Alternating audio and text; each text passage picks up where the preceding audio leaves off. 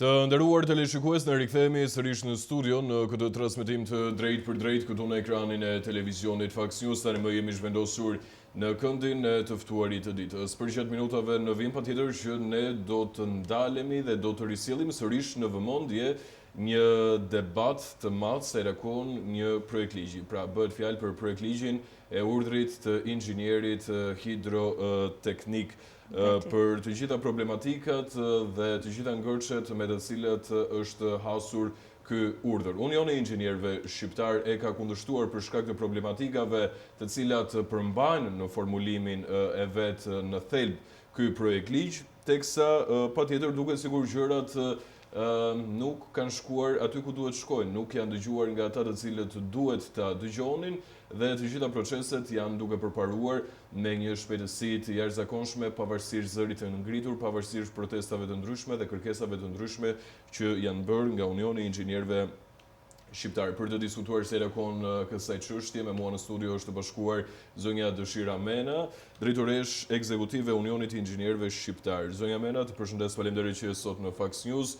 Ne vjojmë të mbetemi sërish së bashku tek po i njëjti problem, tek po i njëjti debat, teksa në bisedën që ne bëm pak para se të nisnim këtë transmetim të drejt për drejt, ju thatë që gjërat kanë përparuar dhe kanë avancuar më shumë dhe kjo në një farë mënyre është një goditje akoma dhe më e madhe për Unionin e Inxhinierëve Shqiptar, atë të rregulltin, jo këtë të fundit i cili është krijuar dhe po merr për masa akoma më të mëdha nga dita në ditë. Çfarë është duke ndodhur aktualisht Dëshira dhe më pas vjojmë me analizojmë më me detaje gjithçka që pritet të ndodhë në vijim. Faleminderit për ftesën, faleminderit për mundësinë që më jepni gjithmonë për të shprehur shqetësimin ton. Diskutimi për dy projekt ligje që aktualisht janë duke u diskutuar në kuvend vazhdon. Janë dy projekt ligje të propozuara, njëri për urdhrin e inxhinierit hidroteknik nga zoti Ismet Beqiraj më vitin 2021 dhe tjetri nga zonja deputete Lulieta Bozo në vitin 2022. Praktikisht neve kemi gati 3 vjet për njërin urdhër dhe 4 vjet për urdhrin tjetër që ato flenë në zyrtaret e komisioneve parlamentare për të diskutuar. 4 vjet nuk patëm kohë ta diskutojmë këtë projekt ligj me gjithë informacionet që ne kemi dhënë, me gjithë diskutimet që ne kemi bërë, me gjithë këmbguljen që ne si Unioni i Inxhinierëve Shqiptar kemi bërë për t'i dhënë drejtim kësaj çështje, më duket pak e zgjatur në mënyrë jo eficiente. Zonja Mena, për ta risjell pak më shumë në vëmendje dhe në rikujtesë edhe të publikut, për çfarë konkretisht bëhet fjalë? Pra cili është problemi në terma të përgjithshëm për të risjellë edhe një herë vëmendjen e publikut dhe për ta rikuptuar sërish pse ne jemi sot sërish këtu së bashku duke vijuar diskutimet tona? Pikërisht. Atëherë, janë bërë 2 propozime në kuvend nga 2 deputet të Partisë Socialiste për të krijuar 2 urdhra profesional inxhinierësh. Njëri është urdhri profesional i inxhinierit nga deputetja Lulieta Bozo, e cila parashikon që në këtë urdhër të përfshijë të gjithë kategoritë e inxhinierëve që ushtrojnë aktivitet në Republikën e Shqipërisë, dhe tjetri nga zoti Ismet Beqiraj është urdhri i inxhinierit hidroteknik, i cili kërkon të përfshijë në këtë urdhër të gjithë disiplinat hidroteknike të inxhinierit hidroteknik në Republikën e Shqipërisë. Të dy këto projekt ligje janë në kundërshtim të hapur me zhvillimin e profesionit aktualisht të inxhinierit në Republikën e Shqipërisë, sepse ne si profesion inxhinierësh jemi tashmë një profesion i rregulluar me ligj. Pra nuk ka arsye objektive që ti të ndërtosh një ligj mbi ligjet ekzistuese. Profesioni i inxhinierit nuk është një profesion i lirë, sot që flasim. Nuk është një profesion i parregulluar me ligj dhe ti do të detyrohesh të krijosh të tilla organizma për ta disiplinuar. Profesioni i inxhinierit është një profesion i rregulluar nëpërmjet licencimit, të cilin e jep Ministria e Infrastrukturës dhe Energjetikës. Të gjithë ka marrjet edhe ana tjetër e medaljes, pra krijimi i projekt ligjit dhe në një farë mënyrë. Çfarë ndodh? Njerëzit e etur për pushtet, të cilët e kanë objektiv të jetës së tyre ta kapin profesionin e inxhinierit, ta monopolizojnë profesionin e inxhinierit, ta bëjnë pronë të tyre inxhinierin dhe nëpërmjet inxhinierisë ata bëjnë pronë të tyre të gjithë punët inxhinierike në vend. Dhe të gjithë punët inxhinierike, po të arrisim në arsyetimin tonë, do të thotë që ti të menaxhosh 70% e ekonomisë së vendit, sepse inxhinieria është ajo që merr pjesë në çdo lloj aktiviteti ekonomik të këtij vendi. Kudo që ju shikoni dorën e një inxhinieri. Pra duke monopolizuar licencimin e inxhinierit, automatikisht në mënyrë të drejtë për drejtë, ke monopolizuar të gjitha aktivitetet inxhinierike. Pra ke në dorë 70% të pushtetit. Nuk ke nevojë më të bëhesh kryeministër, sepse duke pas në dorë licencën e një inxhinieri, ti i kontrollon të gjithë tregun e punëve inxhinierike për pasojë e çdo aktiviteti ekonomik në vendin tonë. Pra këtu bëhet fjalë për një luftë që kalon për masat e PPP-ve.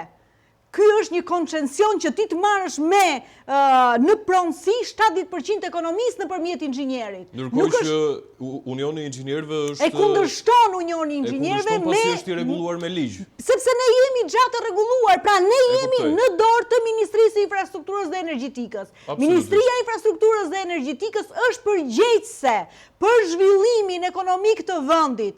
Ajo ju keni reaguar disa herë, keni kryer disa protesta. Çfarë thot aktualisht Ministria e Infrastrukturës dhe Energjetikës? Nuk është dakord Ministria e Infrastrukturës dhe Energjetikës. As Ministria e Infrastrukturës. Absolutisht, sepse në momentin që janë dërguar këto dy projekt ligje në kuvend, ne kemi kërkuar të kemi në dispozicion mendimet e ministrive për këto dy projekt ligje, duke ndjekur procedurën zyrtare. Dhe në mendimet që kanë dhënë ministrit, 4 ministrit përgjegjëse, që është Ministria e Infrastrukturës, Ministria e Financës, Ministria e Drejtësisë dhe Ministria e Turizmit, të gjitha këto kanë shprehur të gjithë komentet negative në funksion të këtyre dy propozimeve. Dhe kanë thënë që aktualisht komuniteti i inxhinierëve, ne jemi, Unioni i Inxhinierëve Shqiptarë është një shoqatë e krijuar enkas për këtë qëllim, për të demaskuar gjithë përmbajtjen që fshihet brenda këtyre dy projekt ligjeve. Jemi 3000 inxhinierë që kemi firmosur një peticion kundër këtyre dy projekt ligjeve. Kemi bërë protesta pafund. Kemi 400 inxhinierë me firma të cilat janë të depozituara në kuvend. Kemi dërguar 4 herë shkresa, dosje të mëdha me letra nëpër komisionet parlamentare që ata t'i lexojnë, që të mos flenë gjumë dhe të shohin që reagimi i grupit të interesit për këtë projekt ligj është i tillë që ne jemi një profesion i rregulluar me ligj, ne duam që inxhinierin si një sektor kaq i rëndësishëm i ekonomisë së vendit, sepse inxhinieria nuk ka të bëjë vetëm me rritjen ekonomike të vendit, ka të bëjë me sigurinë kombëtare. Inxhinieria ka të bëjë me sigurinë kombëtare. Nuk mund të menaxhohet nga një grup individësh që mund të jenë kryetarët e urdhrave. Ato duhet të menaxhohen se s'bën nga shteti dhe nga ministria përgjegjëse, siç e ka gjithë Europa. Pra, e gjithë kjo luftë e cila është duke u zhvilluar aktualisht nga ju, Unioni i Inxhinierëve Shqiptar, që me të drejtë thoni që profesioni jonë është i lirë, është i rregulluar nëpërmjet ligjit, teksa nga krau tjetër kemi persona të cilët duan të kenë përfitime personale duke mbledhur dhe duke privatizuar në një farë mënyre pothuajse pjesën më të madhe të inxhinierëve shqiptar. Por ndërkohë, cili është shqetësimi sot që flasim, Zoja Mena? Ne kemi, ky diskutim që ka 3-4 vjet që po diskutohet, ka marrë dy drejtime. Kemi së bashku që diskutojmë dhe... Pa diskutim, por dhe me kolegët e tjerë para jush, neve kemi qenë her pas here këtu në studion e Fax News dhe e kemi demaskuar këtë situatë. Ka marrë dy drejtime kjo çështje. Drejtimi i parë është drejtimi ligjor, pra kemi këto dy propozime të cilët janë në komisionet parlamentare për diskutim dhe aktualisht vazhdojnë të jenë në agjendën e kalendarit të punimeve të Kuvendit të Shqipërisë. Për muajin mars. Për muajin mars, dhe ja, po ju tregoj këtu. Agjendën kalendari i punimeve për muajin mars. Dhe këto janë dy projekt ligjet të cilët janë për të diskutuar si nisma të deputetëve. Mendimin e regjisë, të lutem, foton e dytë regjia? Po. Pikërisht, ky është kalendari i punimeve për datën 3-21 mars. Dhe këto janë dy projekt ligje të cilat janë në kalendar për të diskutuar. I pari që ju shikoni atje është projekt ligji për urdhrin e inxhinierit hidroteknik dhe i dyti pak më poshtë, po ta lëvizi regjia pak më poshtë imazhin, të shënuar me të verdh keni projekt ligj për urdhrin profesional të inxhinierëve. E para, si mund të diskutohen dy projekt ligje për urdhra, para për të njëjtin qëllim të bëjmë dy projekt ligje. Që këtu këta dy projekt ligje anullojnë njëri tjetrin. Ti kupton që këtu ka një tentativë për të kapur profesionin e inxhinierit dhe ka dhe një luftë brenda llojit, sepse ata dy propozuesit që janë të dy deputet, po bëjnë dhe luftë brenda njëri tjetrit kush ta kapi pari. Por ndërkohë, në momentin që është parashikuar që prej datës 3 deri në datën 21 mars, mos gabohem, që do të diskutohen këto dy projekt ligje, nga ana tjetër kemi dhe një tjetër shqetësim. Ju pretendoni që kjo kompania fake, kjo kompania falso ose skema pirate kanë zgjerë një njoftim dhe ftesë. Foton një regjia të lutem? Pikërisht. Po, Kjo është shfaqur në rrjetet sociale së fundmi dhe po të shohësh këtu thot njoftim dhe ftesë datë 5/2/2025, urdhri i inxhinierëve njofton antarët për të regjistruar në entin publik të gjithë personat, se është shkruar dhe me gabime drejtshkrimore të papara, të gjithë personat pa përjashtime që kryen shërbime në fushat e veprimtarive të inxhinierëve në të gjitha nivelet. Pra, te kjo ftesa që është shfaqur në rrjetet publike, tregohet që urdhri i inxhinierëve me logo në të cilën ka vendosur flamurin e Shqipërisë, ka krijuar pra një grup njerëzish. Pra, është urdhri i inxhinierëve. Për ne është një urdhër fake, përderisa sepse nuk është nga ju, nuk ka dalë nga ju kjo ftesë. Tani, do ta shpjegoj. Urdhrat krijohen me ligj të posaçëm në parlament. Pra asnjë individ nuk mund të krijojë urdhër me vullnetin e tij. Mund të krijosh shoqata, mund të krijosh fondacione, por nuk mund të krijosh urdhër, sepse urdhri krijohet me ligj. Dhe këto dy projekt ligje janë duke u diskutuar në parlament. Pra, nga ana ligjore, unë sot edhe po të dua vetë, me vullnetin tim, nuk mund të ndërtoj një urdhër, nëse nuk marr aprovimin e këtij ligji nga parlamenti. Tani këta çfarë kanë bërë? Duke parë që procesi për aprovimin e këtyre dy projekt ligjeve është zgjatur, fal rezistencës tonë të vazhdueshme, këmbguljes tonë të vazhdueshme, ne kemi lobuar shumë, nuk kemi lënë njëri pa kap për të ndikuar që procesi minimalisht ngadalësohet dhe shpresojmë që deri në fund ky proces të përfundojë nga ana ligjore, të përfundojë ashtu siç duam ne. Këta, nga nxitimi dhe frika që kanë, që plani i tyre nuk do të zbatohet ashtu siç e kishin menduar nëpërmjet kuvendit, kanë krijuar urdhrin e inxhinierit dhe urdhrin e inxhinierit hidroteknik, nuk e di në çfarë formash e kanë krijuar, e kanë regjistruar, pra kanë marrë një vendim gjykate, e kanë regjistruar dhe në tatime dhe janë shfaqur si dy urdhra aktiv. Dhe unë kam gjetur certifikatat e regjistrimit të këtyre dy urdhrave. Pra, ka një certifikat regjistrimi në tatime në të cilën thot certifikat regjistrimi urdhri i inxhinierëve. Tani si mund të ketë certifikat dhe gjithashtu një certifikat regjistrimi tjetër, që është kjo, urdhri profesional hidroteknik. Tani si mundet që këto dy certifikata regjistrimi të lëshuara nga organet tona tatimore bie në kundërshtim me këto dy projekt ligjet që janë duke u diskutuar në kuvend.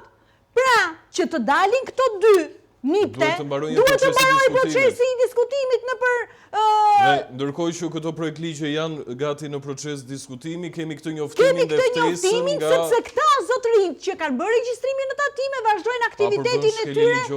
Pikërisht dhe SPAK-u duhet jetë ai që duhet i kapi këto gjëra dhe t'i ndaloj, pra të pastrojë sistemin. Ne kemi bërë publike të gjithë këto element. Dhe SPAK-u nga ana e tij ka të gjitha informacionet dhe indicjet për të hapur një çështje gjyqësore dhe për të kontrolluar deri në detaje se ç'po ndodh. Ne i kemi dhënë aq shumë informacion dhe ata mund të nxjerrin edhe shumë nga sepse mundësitë tona janë të limituara natyrisht. Ata janë organ kompetent që kanë të drejtë të marrin informacione deri në gjenezë dhe të shohin çfarë janë këto dy projekt ligje.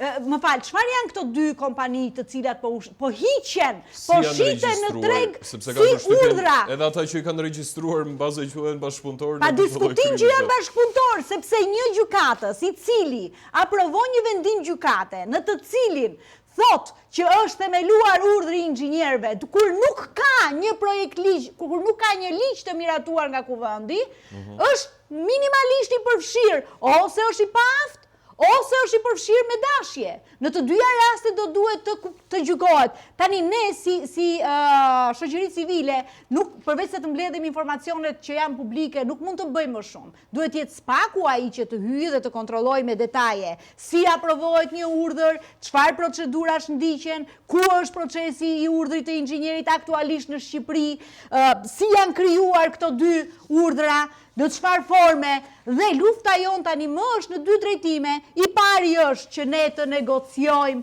të diskutojmë, të lobojmë shumë në kuvend që para zgjedhjeve kjo legjislaturë t'i japi fund një herë mirë kësaj iniciative.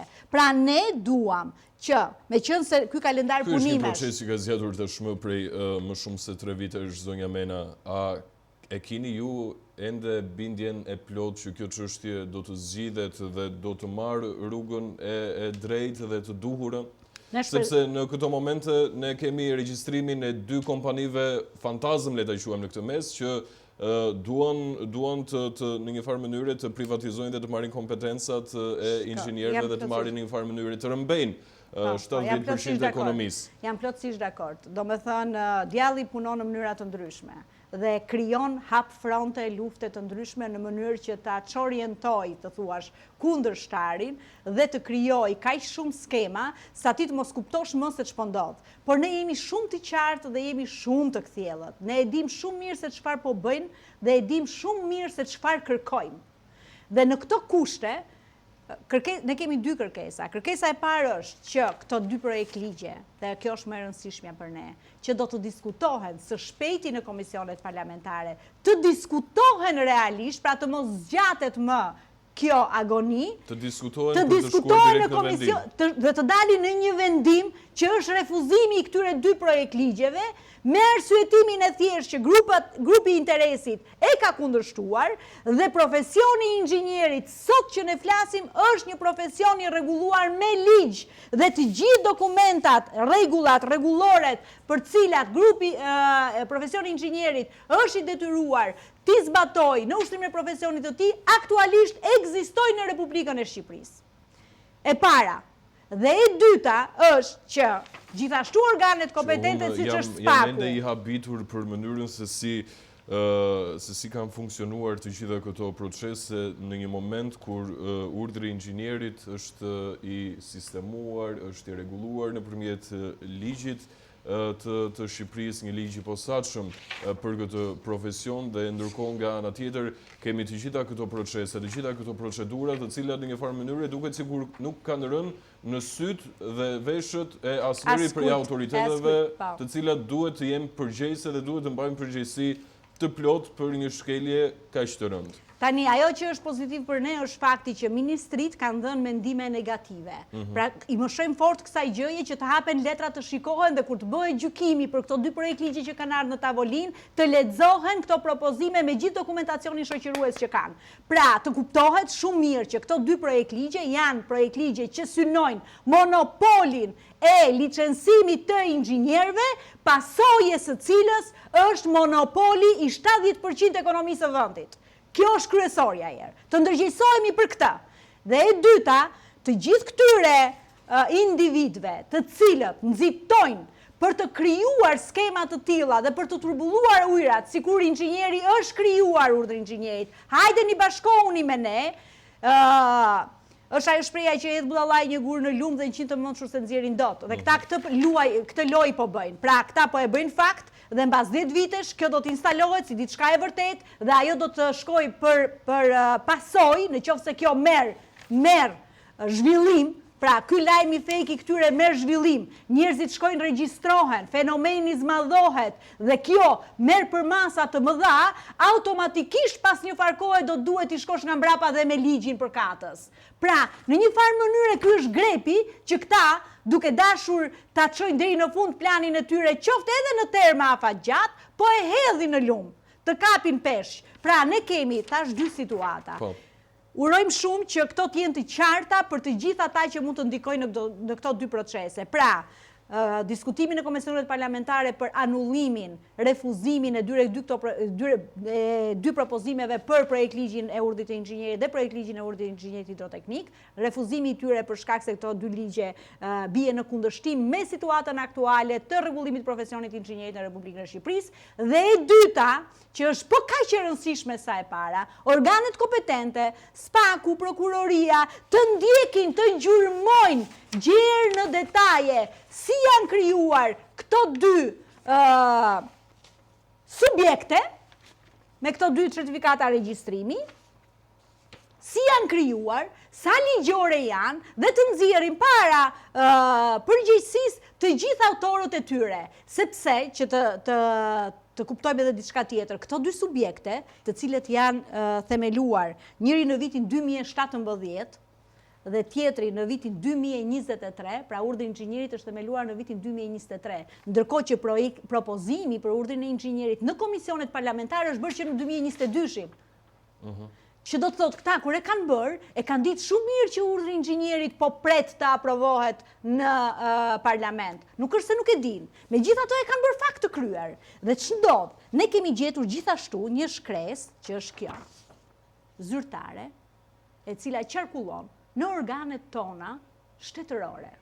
Dhe kjo pastaj, prandaj them që SPAK-u duhet i shohë me kujdes të gjitha këto informacione, sepse këtu diçka fshihet. Shikoj çfarë thotë kjo shkresa. Kjo shkresa ta kapi regjia, të lutem, dhe ta afroje, të lutem.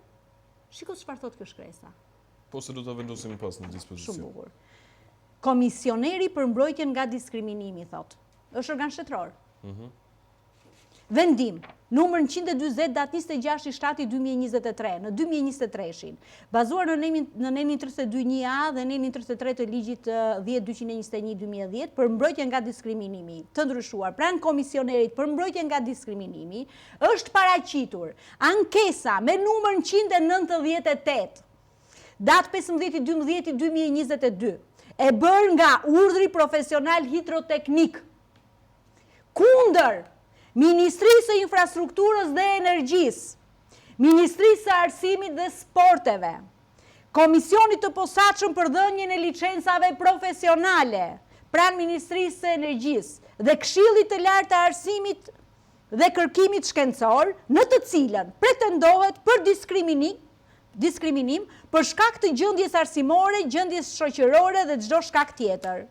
Në përfundim të shqyrtimit të ankesës, komisioneri për mbrojtjen nga diskriminimi ka vazhduar të shqyrtojë çështjen. Pra, me këtë targin që i jep kjo certifikat, këtij zotërisë, kjo certifikata i jep këtij të drejtën të ushtroj profesionin, të ushtroj atë urdhrin e hidroteknikut, dhe jo vetëm kaq, por të filloj dhe të ankohet kundër shtetit, sepse ky është ankuar te komisioneri për mbrojtje nga diskriminimi kundër ministrisë. Dhe ministria, çfarë ka bërë? Ministria ka marrë pjesë në këtë takimin që komisioneri për mbrojtje nga diskriminimi ka bërë për ta sqaruar çështjen nëse ka apo nuk ka të drejtë ky. Pra, nuk janë marrë me faktin që zotëri dashur të je i palishëm dhe të gjejmë herë ku e gjen ti fuqinë dhe forcën të vish të prezantohesh dhe të më kërkosh llogari mua. Nuk janë marrë me këtë fakt, po kanë shkuar dhe i kanë dhënë përgjigje, janë ulë në tavolinë si të barabartë. Me kë ulesh në tavolinë ti si i barabartë? Ministria që menaxhon licencimin shkon dhe i jep llogari një subjekti fake për dhënien e licencave, sepse ky ka kërkuar që ministria jep licenca, ndërkohë që këtë licencim duhet ta bëjmë ne, sepse ky e quan veten si një urdhër ekzekutiv që duhet të marrë kompetencat që nga licencimi. Shiko tani çfarë historisë dhe në çfarë rrethi vicioz, këto janë të gjitha shkresa të cilat mund t'i gjesh në rrugë zyrtare. Pra SPAK-u ose organet e prokurorisë mund të kontrollojnë dhe të ulumtojnë që nga viti 2017 që është krijuar ky deri më sot, çfarë aktiviteti ka pas? Dhe nëpërmjet gjurmimit të këtij aktiviteti, ata do të kuptojnë që ky është një urdhër i pa vërtet, që ky është një organizat falso që kërkon të manipuloj mendjet e njerëzve dhe po manipulon dal nga dal dhe organet shtetërore dhe autoritetet dhe duhet të marrin masa për t'i heq nga qarkullimi këto. Ndërkohë, thirrja e fundit zonja Mena ose çfarë do të ndiqet në vijim? Atëherë, thirrja e fundit është sa më shpejt këto dy projekt ligje në komisionet parlamentare të shqyrtohen dhe të merret një vendim përfundimtar në mënyrë që qeveria përfundimisht të distancohet nga të tilla propozime, të cilat bien ndesh me interesat jo vetëm grupit të interesi që jemi ne inxhinierët, por me interesat e vendit dhe me mënyrën se si është ndërtuar dhe rregulluar profesioni i inxhinierit në Republikën e Shqipërisë, me të gjithë legjislaturën që ne kemi aktualisht në shfrytëzim dhe me gjithë rëndësinë e madhe që profesioni i inxhinierit ka në ekonominë e vendit dhe në sigurinë kombëtare të një vendi, do duhet të kontrollohet dhe menaxhohet nga shteti sot e përgjithmonë. Dhe e dyta, kërkojmë që organet kompetente të marrin masa dhe të hetojnë se si ka mundësi që qarkullojnë të regjistruara në organet tona tatimore dy urdhra të cilët janë jo vetëm në kundërshtim me njëri tjetrin, por janë në kundërshtim me ligjin. Pra nëse ka një ndërhyrje dhe një vullnet për ta pastruar ambientin nga të tilla situata, kjo tregon që ne jemi një shtet që realisht respektojmë veten dhe respektojmë ligjet. Dhe do të demonstrojmë që ne kemi një vullnet për të rregulluar si shoqëri. Përndryshe do vazhdojmë të zhytemi nëpër skema të fshehta ku askush nuk e din fillimin dhe fundin e gjës. E qartë, uroj më të mirat zonja Mena, shpresoj që kjo problematikë të zgjidhet patjetër. Faleminderit juve, shumë faleminderit. Ne shkëputemi në publicitet.